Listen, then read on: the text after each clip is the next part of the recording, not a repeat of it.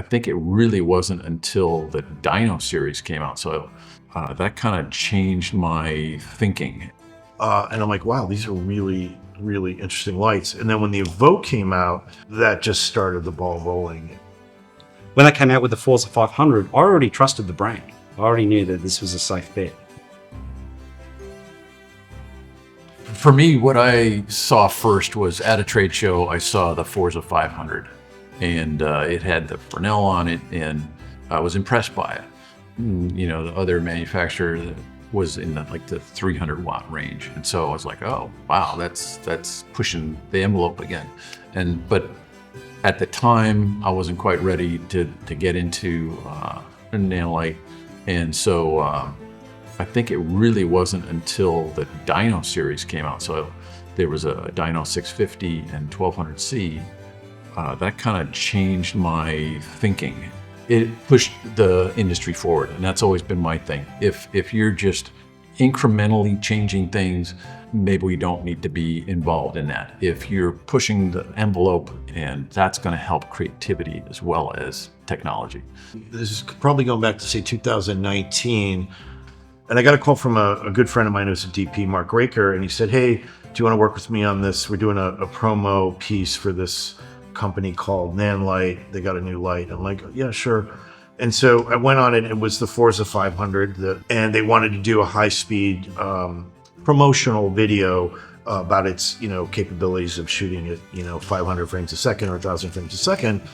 And after the shoot, I was like, well, that's really kind of an interesting light. But I'm like, wow, this is like fully dimmable. I can put 2 batteries on it. I mean, it was just really quite an interesting light. So I ended up, that was my first purchase.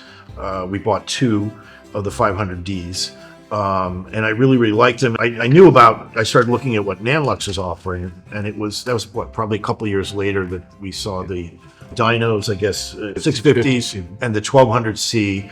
And I'm like, wow, these are really, really interesting lights. And then when the Evoke came out, that just started the ball rolling. And then, yeah, so that was sort of my intro. And so my first introduction to Nanlux One was fluorescent, and it was pancake thin. Get 6 of these things, put them side by side, bang. It was just amazing. When LED came out, it was light panels. And I was like, I got it. It was the 1200D. And this thing was super freaking powerful, and it was a spot LED. They had bicolor lights before anybody else.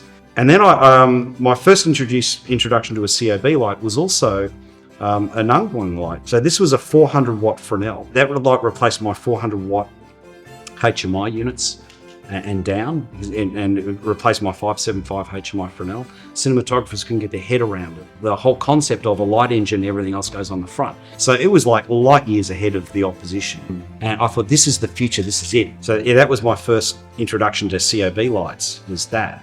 And that was way before anyone else had a COB light.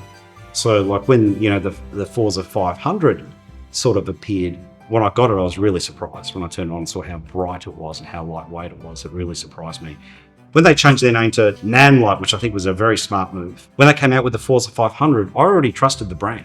I already knew that this was a safe bet. Looking at the Forza 500 and looking at what you're making now, you wouldn't know it was the same brand. The evolution, the quality change is it's just huge.